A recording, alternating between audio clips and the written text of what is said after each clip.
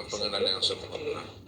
Sebab siapa yang sudah mengenal Allah dengan pengenalan yang sempurna, fasadal jasad, maka pada saat dan ketika itu dirinya itu akan hancur, dirinya akan fana, dirinya akan lebur.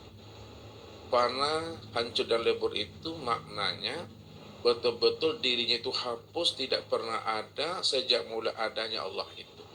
Sebelum kata-kata ada itu ada, ya. Sebenarnya Allah sudah lebih dahulu ada sebelum kata-kata itu ada. Sebelum adanya kehidupan, maka Allah sudah lebih dahulu sebelum adanya kehidupan itu. Bahkan sebelum kata-kata kehidupan itu juga Allah sudah lebih dahulu ada sebelum kata itu sebenarnya.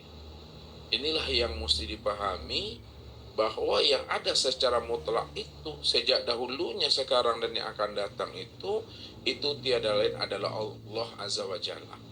Kalau Allah Azza wa Jalla yang ada sejak dahulunya, sekarang dan yang akan datang, itu artinya Bapak Ibu bahwa segala yang ada ini, segala yang wujud, segala yang terang, yang jelas dan yang nyata itu, itulah yang disebut namanya wujudullah.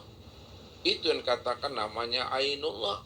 Itu yang disebut namanya kezahiran Allah. Karena Allah cuma yang wujud dan yang nyata. Suatu perumpamaan dan kias kita ambil pahamnya Bapak Ibu. Kalaulah boleh Ustadz bertanya kepada Bapak Ibu semuanya, alhamdulillah pada malam hari ini di depan Ustadz ada Pak Hadiso dari Malaysia, kemudian Ibu Khadijah dan Pak Amin juga dari Selangor, Sahalam. Malam ini Ustaz mau bertanya sama Pak Hadiso dan kita semua, kalaulah Pak Hadiso menanam namanya biji mangga, maka yang tumbuh itu, yang tampak itu apanya? Mangga yang nampak Pak Hadiso.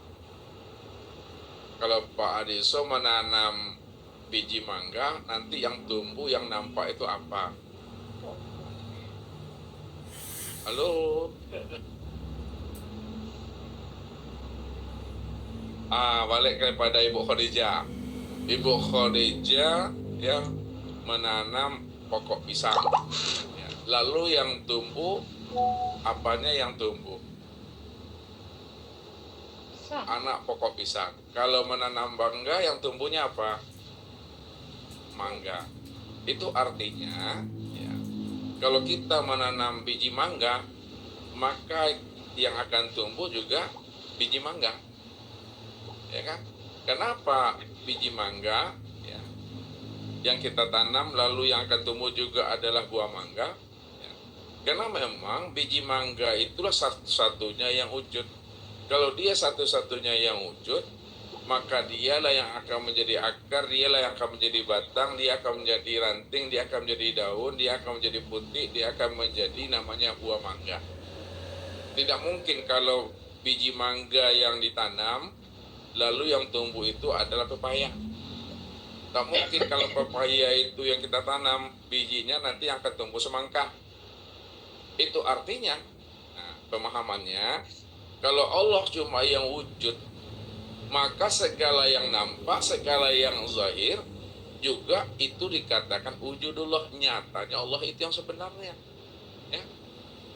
Berarti kalau Allah cuma yang wujud dan yang ada, maka tidak terpandang sesuatu apapun selain daripada dirinya. Karena Allah cuma yang ada semata-mata. Nah, inilah yang Ustaz kiaskan tadi. Kalau kita menanam biji mangga atau pepaya atau apapun namanya, tetap yang nampak itu, yang terlihat itu adalah buah mangga dan buah pepaya. Tidak mungkin ada semangka di situ. Tak mungkin ada buah kelapa di situ. Karena kita menanam pepaya, yang nampak, yang tumbuh, yang keluar juga adalah pepayanya. Nah, jadi kalau Allah itu yang ahad, Allah cuma yang wujud semata-mata, maka segala yang ada ini, segala yang wujud ini, segala yang zahir, inilah disebut namanya ainullah. Ini yang disebut namanya wujudullah. Ini yang disebut namanya hakikatullah.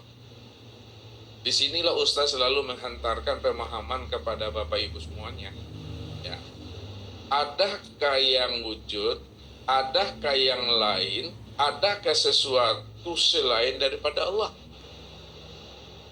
Apa jawabannya Pak Disa? Tidak.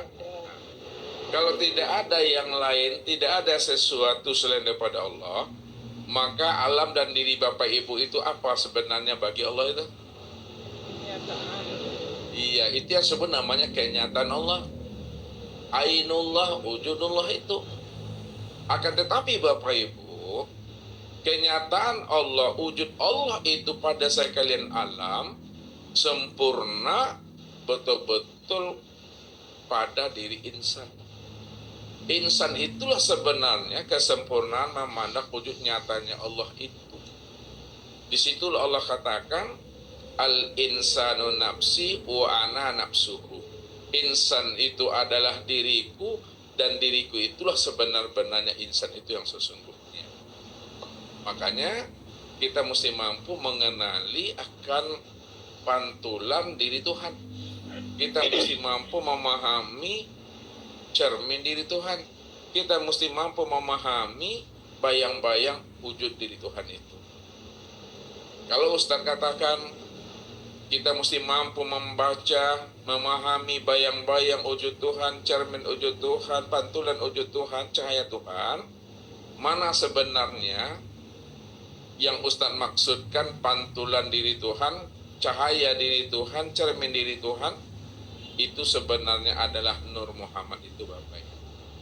Nur Muhammad itulah yang dikatakan namanya pantulan diri Tuhan. Nur Muhammad itulah yang disebut namanya wujud Tuhan. Nur Muhammad itulah sebenarnya nyatanya Tuhan. Nur Muhammad itulah yang disebut namanya bayang-bayang wujud diri Tuhan. Kalau diambil pahamnya, ya, yang pertama melihat Allah, itulah yang disebut namanya dengan Muhammad. Nah, kalau bahasa mudanya, orang yang bisa melihat Allah, ini bahasa Ustaz, orang yang mampu melihat Allah itu tiada lain adalah satu-satunya yang disebut namanya dengan Muhammad. Bukan Nabi Muhammad Bapak Ibu ya. Orang yang pertama kali melihat Allah, yang pertama kali menyaksikan Allah, dan yang mampu melihat Allah itu tiada lain adalah Muhammad. Bukan Nabi Muhammad. Ya. Muhammad yang Ustaz maksud itulah yang dikatakan namanya Nur Muhammad. Kenapa Muhammad? Karena Muhammad itu tiada lain adalah nyatanya Tuhan. Muhammad itu tiada lain wujudnya Tuhan. Muhammad itu tiada lain adalah bayang-bayang Tuhan. Maka tidak berpisahlah Muhammad dengan Allahnya. Ya. Kalau tidak berpisah Muhammad dengan Allahnya, berarti Allah dengan Muhammad itu Isa dia. Karena Muhammad itu sifat, Allah itu adalah zat. Untuk melihat zat, pandangnya, lihatnya itu kepada sifat. Jadi tak perlu Bapak Ibu payah lagi mencari namanya zat. Pandang sajalah kepada sifat. Tak payah lagi Bapak Ibu melihat Allah. Pandang sajalah kepada Muhammad. Karena Muhammad itulah kenyataan Allah. Sifat itulah kenyataan zat. Makanya zat dengan sifat, sifat dengan zat, azatu wa sifatu wahid. Zat dengan sifat adalah Isa di situ. Ya, itu pemahamannya. Kalau kita bawakan kepada kias tadi Bapak Ibu, nah, kalaulah dari biji mangga sudah menjadi batang mangga, ranting mangga, ya, kemudian buah, daun. Pertanyaannya, perlukah Bapak Ibu mencari biji mangga juga lagi? Perlu Pak Adisal? Buah gereja? Kalaulah biji mangga itu sudah menjadi pokok mangga, sudah menjadi dahan, sudah menjadi ranting, sudah menjadi daun, sudah menjadi pucuk, sudah menjadi buah, pertanyaannya, perlu juga Bapak Ibu mencari-cari biji mangga itu lagi? Tidak perlu. Ya. Kenapa tidak perlu? Karena biji mangga itu sudah menjadi batang, sudah menjadi pokok, sudah menjadi dahan, sudah menjadi ranting, sudah menjadi daun, sudah menjadi buah.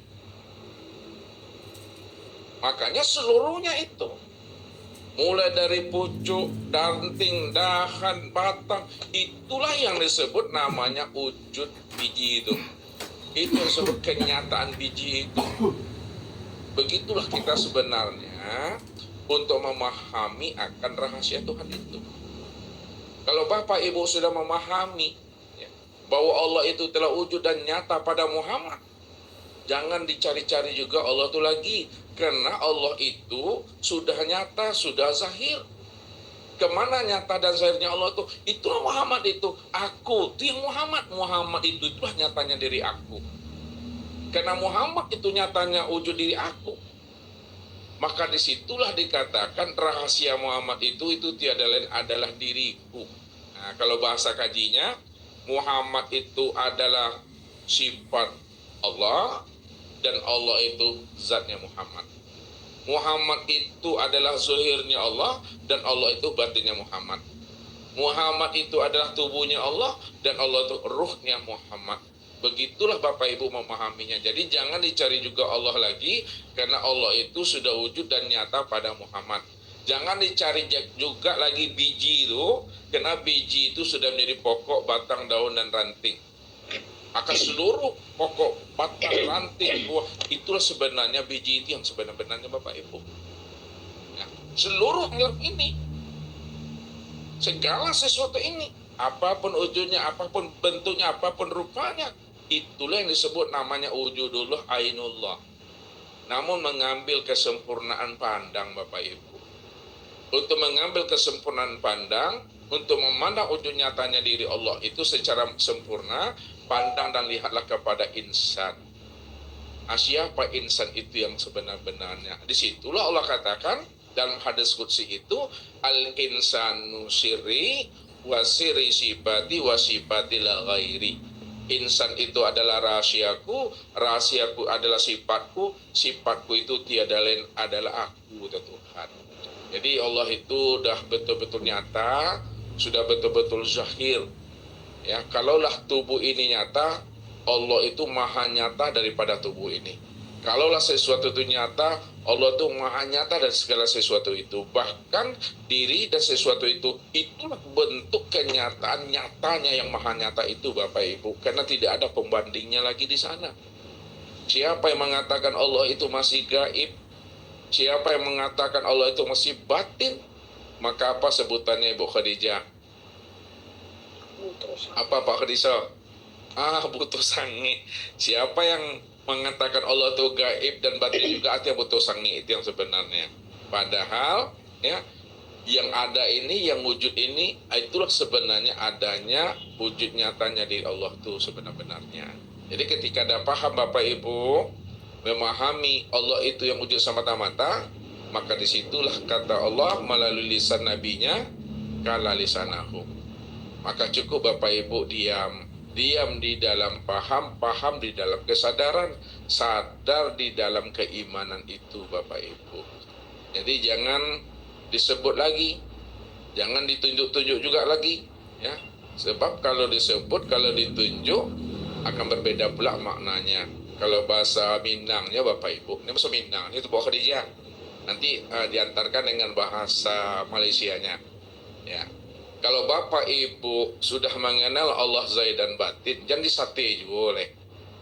Itu masuk di sate juga. Di Malaysia ada sate. Sate itu ada. Apa tuh sate Bu Khadijah? Oh, ya, daging ditusuk-tusuk. Ya. Kalau Bapak Ibu sudah mengenal Allah zahir dan batin, dia yang awal, dia yang akhir, dia yang zahir, dia yang batin, ya kan? Dia yang wujud, dia yang bersifat, dia segala-galanya, dan segala-galanya itulah nyatanya diri dia. Bahasa Ustaz, jangan disate juga lagi. Kalau disate juga, maka yang jumpa hati, jumpa jantung, rupa rabu, jumpa nanti namanya lemak-lemaknya. Sate dangun-dangung. Ya kalau tak tahu Bu Khadijah sate, nanti kita belikan sate bekas sate kita nanti sini. Maksud Ustaz, kalau Bapak Ibu sudah mengenal Allah, jangan ditanya-tanya juga lagi. Jangan diurai-uraikan juga lagi. Jangan disebut-sebut juga lagi. Makin ditanya, makin disebut, ya, makin dianalisa, makin nampaklah sesuatu.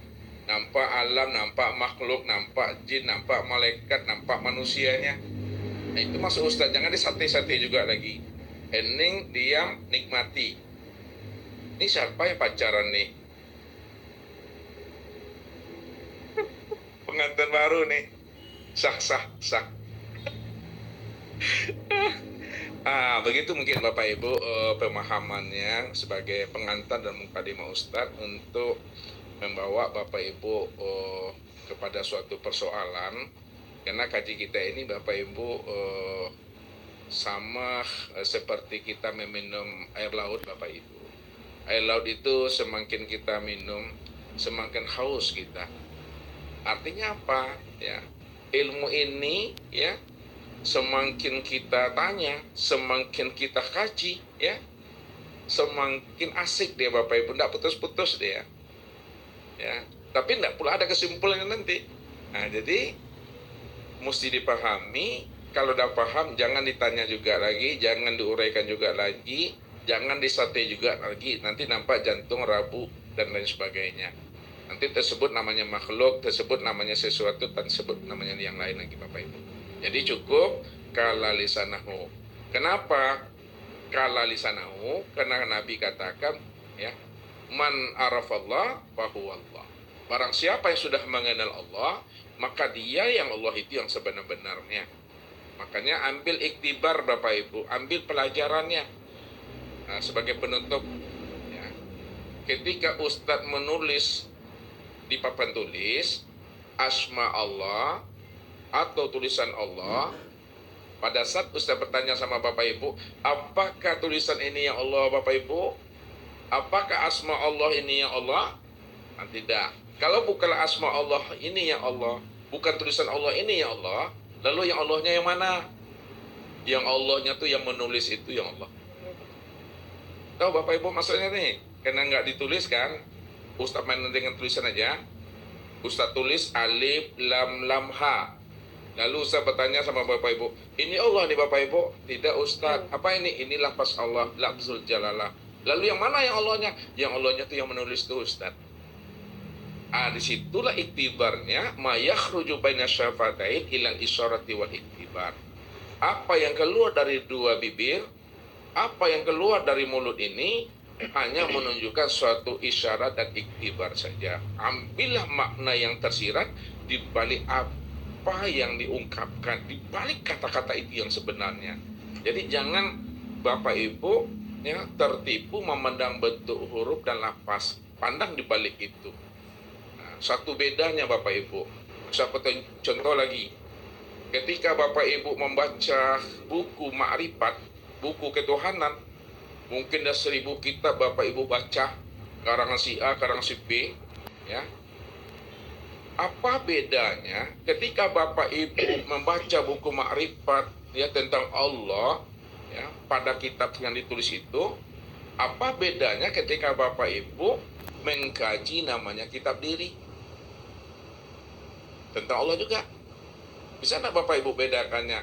Allah yang Bapak Ibu pahami melalui kitab yang tersurat dengan Allah yang Bapak Ibu pahami melalui kitab yang tersirat pada diri ini, apa bedanya? Bisa Pak Adiso memahaminya? Pak Adiso baca buku ketuhanan, buku ma'rifat. Banyaklah bukunya, tebal 100 kitab atau 1000 kitab tentang Allah semuanya. Lalu Pak Adiso belajar Allah dengan Ustadz melalui diri ini. Apa bedanya belajar mengenal Allah melalui diri, belajar mengenal Allah melalui buku dan tulisan? Jelas sendiri. Kalau di buku ada. Bedanya Bapak Ibu, kalau Bapak Ibu belajar memahami Allah melalui tulisan, ya, Allah yang Bapak Ibu pahami itu Allah yang mati. Allah yang penuh dengan imajinasi. Ya, Allah yang huruf, Allah yang lapas. Nanti pikiran Bapak Ibu bercabang-cabang. Kalau belajar Allah melalui buku. Tapi kalau Bapak Ibu belajar mengenal Allah melalui diri, maka Allah yang Bapak Ibu pahami itu Allah yang hidup, yang pada diri ini ya, si hayat itu. Itu bedanya tuh. Kalau belajar melalui buku, yang dipahami adalah Allah yang mati dalam bentuk tulisan, dalam bentuk pemikiran. Tapi kalau belajar tentang Allah melalui diri ini, yang kita pahami itu adalah Allah yang hidup pada diri. Ini yang bernapas tuh. Itu kesimpulannya, untuk membedakan mengenal Allah melalui buku-buku dan mengenal Allah melalui dengan diri ini.